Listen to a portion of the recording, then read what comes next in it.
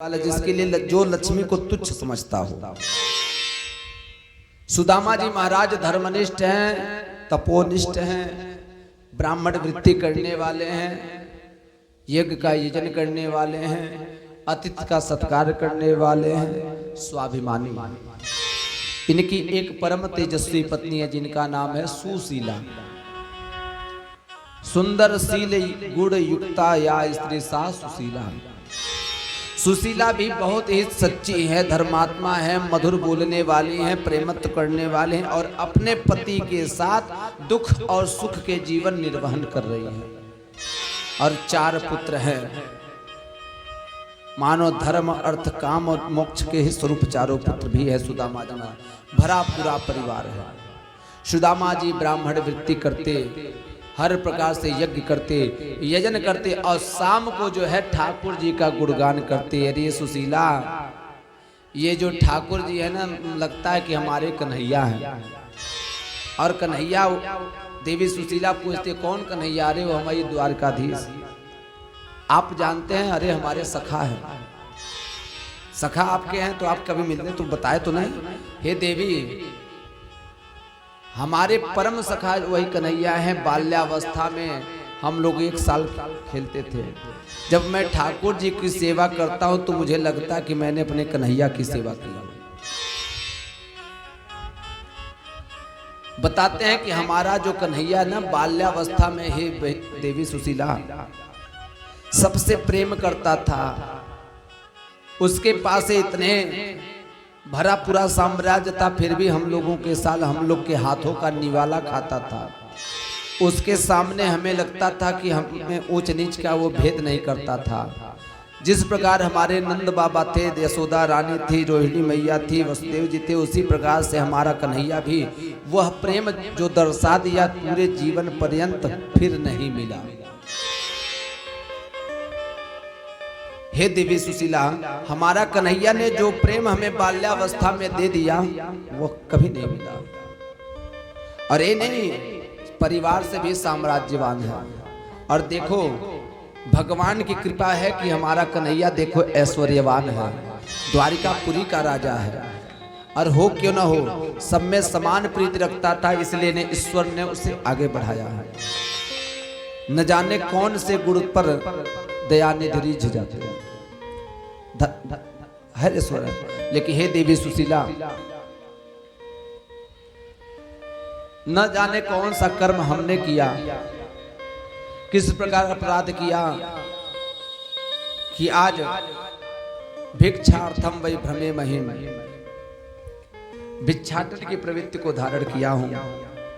बताते हैं श्री दामा जी महाराज के पास शिष्य बहुत सारे थे। और यही नहीं, इतने बड़े धर्मात्मा थे कि सुदामापुर नगर के वासी भी सुदामा जी से बहुत प्रेम करते थे। जो भी पौरोहित कर्म से मिलता ले आते, अपने सुशीला बनाती, अपने खाते, पुत्रों को खिलाते, गौ माता को खिलाते और एक भैरव जी रखे उनको भी खिलाते।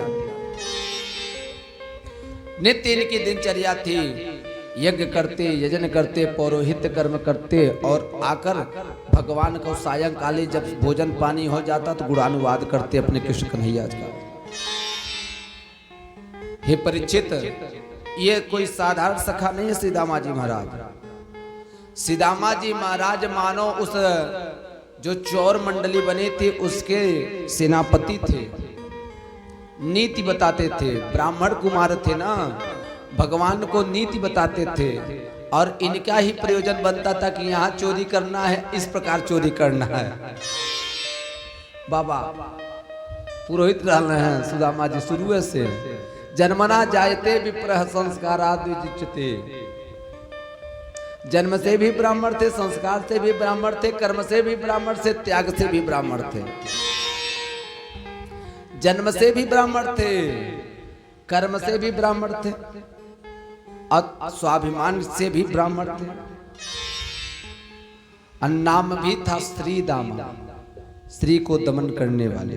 लक्ष्मी को तुच्छ समझते थे, नारायण को सर्वोपरि समझते थे। उस समय भी चौर मंडली के सरदार थे। और इस समय पूरे गांव के पुरोहित हैं। पूरी नाम हिता पुरोहित के कहल जाला, के कहल जाला। हाँ, पूरी नाम हिता इति पुरोहित, जो गांव के लोगों का कल्याण करना। और पुरोहित के कहल जाला जे ऊपर ऊपर से हित करे, अंदर से काम ना करे, चिलवा ढेर दे 1100 2100 5100 ऊपर से हित बा गुरुजी इतने बा ठीक बचेला अजय पिछवा जाए भरल बा लेके दिहल ना है के ऊपर हित कहल जाला। ऊपर ऊपर से जे हित करे, लेकिन जो पुरोहित होता है, शास्त्र कहता है पुरोहित सबसे महान होता है। जानते हैं क्यों? होता उद्गाता अध्वर्यो ब्रह्मा और आचार्य, यह यज्ञ में बुलाए जाते हैं। लेकिन पुरोहित जो है अपने पूरे गांव में सबके पास जाता है और अहर्निश उपस्थित रहता है। जैसे यहाँ मैं 9 दिवस के लिए आया हूँ, लेकिन आप इस गांव के लिए हमेशा के लिए हैं, तो महान कौन है? आप हैं। कारण यह है कि पुरोहित जी दुख सुख में दोनों समय रहेंगे और हम सुख में रहें, तो महान कौन है? पुरोहित जी। हर गांव का एक पुरोहित जो होता था वो महान होता था। हमारे सुदामा जी महाराज भी पुरोहित कर्म करते, पौरोहित कर्म करते थे, यज्ञ करते, यजन करते। जो नियम बनाए गए, यजनम याजनम अध्ययनम अध्यापनम दानम प्रतिगृहम च, जो कर्तव्य उसका अनुसरण करते थे। भाग्य के कारण जो है इनकी पत्नी भी सुशीला मिली, सुशील गुण युक्त वाली मिली, धर्मार्थी मिली हैं और पति के दुख में दुखी रहती हैं, पति के सुख में सुखी रहती हैं। यज्ञ का यजन कर रहे हैं, भिक्षाटन कर रहे हैं, रोज यजन करते, भोजन पकता, शाम को भगवान का गुणगान होता। हमारा कन्हैया ऐसा था, बचपन में ऐसे प्रेम करते थे, उसी का पूरे प्रताप है, आज द्वारकाधीश बना है, रोज कृपा पाता। एक दिवस की बात है कि हे परीक्षित, सुदामा जी बीमार पड़े हैं। जब बीमार पड़े हैं तो लगातार 2 दिवस 3 दिवस बीमार पड़ गए। और जब बीमार पड़ गए हैं तो सुदामा जी का चूल्हा जला नहीं, क्योंकि धर्म का आचरण करने वाले थे।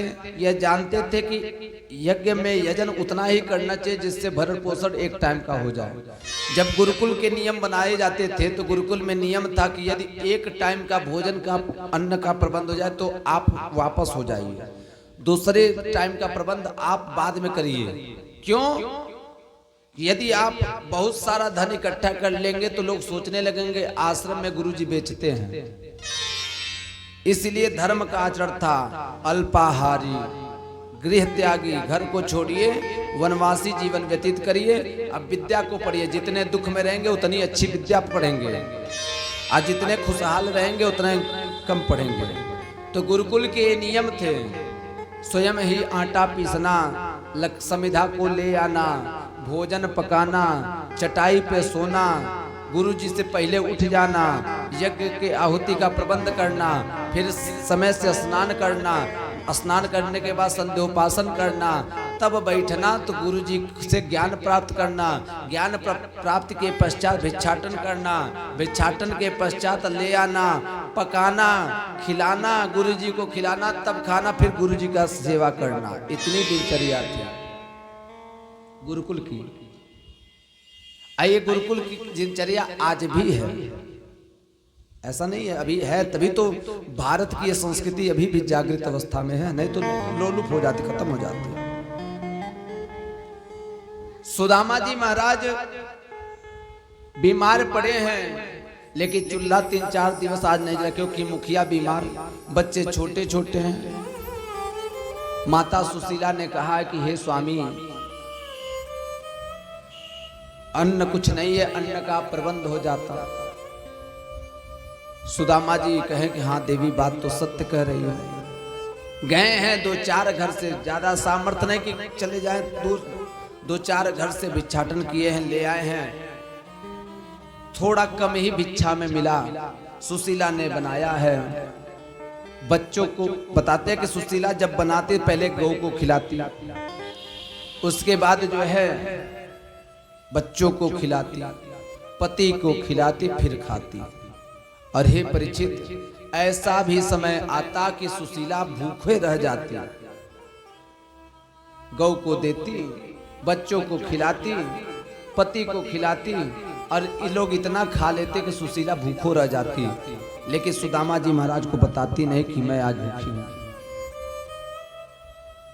क्योंकि धर्म की एक नीति है, बता दे रहा हूं, चूंकि व्यासपीठ की मर्यादा है। शास्त्र कहता है कि देखिए, यदि भोजन सब लोग कर लें तो पति का एक कर्तव्य है कि तुम खाए कि नहीं खाए, पूछ लें प्रेम से। इतने पूछने से उसके हृदय में शीतलता हो जाती है। लेकिन पूछने वाला नहीं, 4 लोग भोजन किए, 10 लोग भोजन किए, कोई अतिथि आ गए, भोजन परोसा, भोजन परोसा, ये नहीं पूछे कि भोजन है कि नहीं। पहले पूछना चाहिए भोजन का प्रबंध है। यदि भोजन का प्रबंध हो तो पर्याप्त है, तो अगर पर्याप्त हो तो अतिथि आए उनको भी खिलाओ अथवा फिर पकाओ। प्रेम से यदि कोई पूछ लेता, लेकिन बताते कि सुशीला जिक्र नहीं करती, क्योंकि वो जानते थे कि हमारे स्वामी स्वाभिमानी हैं, कहीं उनके स्वाभिमान को ठेस न पहुंच जाए, इसलिए अपने रोज दिनचर्या बना। और हे श्रोताओं, ये सिर्फ सुशीला की बात नहीं है, पहले की जितनी माताएं थी, हम लोग भी बचपना में देखे हैं कि जो चूल्हा फूंकता था वो दोपहर तक चूल्हे में फूंकता रह जाता था, और जो बर्तन धोता था वो बर्तन में धोता रह जाता था। भोजन पकता, सब लोग खाते थे, ऐसा भी समय आता तो बचता ही नहीं था। आज तो इतना बच जाता है कि फेंका जाता है यदि पर्याप्त होता है। मेहनत करने वाले थे, खाने वाले थे, लेकिन देवी सुशीला मानो कई दिवस तो भूखे रहने का इसका सारा शारीरिक ऐश्वर्य शून्य हो गया था। जो तेज होना चाहिए ना, वो शून्य हो गया था। युवावस्था में हे जीर्णावस्था की, मैंने बताया ना कि बाल पकना ये रोग का भी प्रतीक है, कोई जरूरी नहीं कि आयु का ही प्रतीक है, रोग का भी प्रतीक है। और ऐसा भी होता है कोई कोई व्यक्ति असमय, जैसे किसी के माँ बाप मर जाते हैं तो वह व्यक्ति अनाथ हो जाए। इसे पता, जिसका नाथ ही न हो, जिसका नाथ ही न हो वो अनाथ, तो वो जल्दी बूढ़ा हो जाता है जिम्मेदारियों में, और इतनी जिम्मेदारियां बढ़े तो बूढ़ा हो जाता है। सुदामा जी महाराज की ब्राह्मण वृत्ति थी, धर्म कर्म करते थे, यजन करते थे, बीमार पड़े हैं, लेकिन आज भोजन का प्रबंध नहीं है। 2-4 घर से लेकर आए हैं, भोजन पका है, तो बताते हैं कि सुशीला ने गौ को निकाला, भैरव के लिए निकाला, देवता के लिए निकाला, बच्चों को खिलाया, पति खिला, भूखे रह गए। कभी कभी ऐसा भी आता था हे परीक्षित कि सुदामा जी और सुशीला दोनों भूखे रह जाते थे, ऐसा भी दिवस आता था। लेकिन सुदामा जी महाराज जब हाथ में जल लेते थे, अरे देवी हरी इच्छा यही है, पता नहीं हमने क्या कर्म किए कि आज भोग रहे हैं। यदि हरि की इच्छा यही है, और बताते कि हे परीक्षित, जितना इधर सुदामा जी महाराज दुखी होते थे, उधर हमारे कन्हैया रोते थे कि हमारा सखा आ क्यों नहीं जाता। भगवान भक्त के लिए लोग रोए हैं। उद्धव जी गए हैं तो उद्धव जी पलट कर आकर भगवान से बताए नहीं कि यशोदा कैसी है, रोहिणी कैसी है, बलराम जी कैसी है, नंद बाबा, कोई नहीं बताया। भगवान भी चाहते थे कि हमारा हाल चाल लेने वाला भी कोई आ जाए, लेकिन भगवान का हाल चाल लेने के लिए न गोकुल से कोई गया, न कोई मथुरा से गया, न कोई वृंदावन से गया। भगवान की इच्छा थी, यदि उस जगह अपने आप को रख के देखिए तो हम लोग युद्ध कर लेते, लेकिन देखिए भगवान भी ऐसी परिस्थितियां बनी कि जन्म लिए कारागार में, गए गोकुल में, गोकुल में भी आतताई उनको मारने के लिए उद्यत हुए। वृंदावन में गए हैं, वृंदावन में भी जीवन का निर्वहन न करे, 10 वर्ष की अवस्था में बुला लिए गए मथुरा में। मथुरा में युद्ध चला, 18 वर्ष जरासंध ने युद्ध किया। द्वारिका में जब आए तो द्वारिका में मणि का कलंक लगा दिया, मणि के कलंक को धोने के लिए भटके।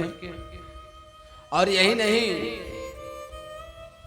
तमाम प्रकार से यजन किए, इनको दान देने की बात आई लेकिन फिर भी भगवान सोचते थे कि कोई हमारा गोकुल नगरी से या वृंदावन से कोई आ जाए, मुझे मेरा भी हाल चाल ले ले। यदि मेरे पास व्यस्तता रही, मैं नहीं जा पाया, तो क्या और किसी को हमारी याद नहीं आती है? लेकिन भगवान जानते थे कि हमारा जो मित्र श्रीदामा है ना, वो मुझे जरूर स्मरण करता होगा। लेकिन भगवान बिना बुलाए तो नहीं किसी के यहाँ जाने वाले। और जब शास्त्र करते हैं कि जब भगवान के जो भक्त सुदामा जी महाराज जो मित्र है ना, इधर भूखे रहते तो भगवान भी उधर अन्न जल त्यागते थे।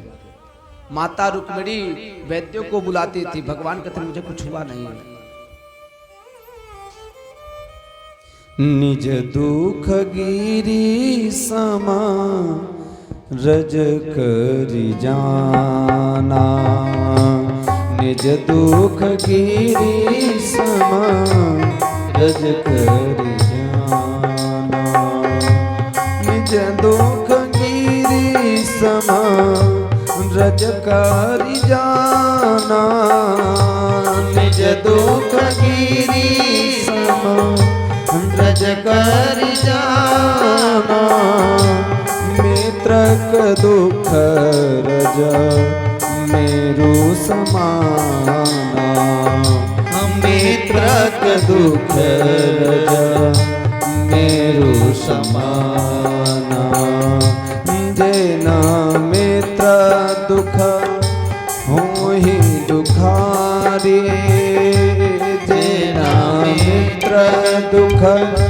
होहि दुखारे, तिनहि बिलोकत पातक भारी, तिनहि बिलोकत पातक भारी, निज दुख गिरे समा रज करि जाना, निज दुख गिरे समा रज करि जाना, मित्रक दुख रज मेरु समाना, मित्रक दुख रज मेरु समाना।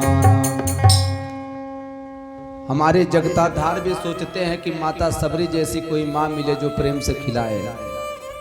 वो भी सोचते हैं कि यशोदा रानी जैसा कोई भक्त मिले जो खिलाए। वो ये भी सोचते हैं कि कोई दुलारने वाला।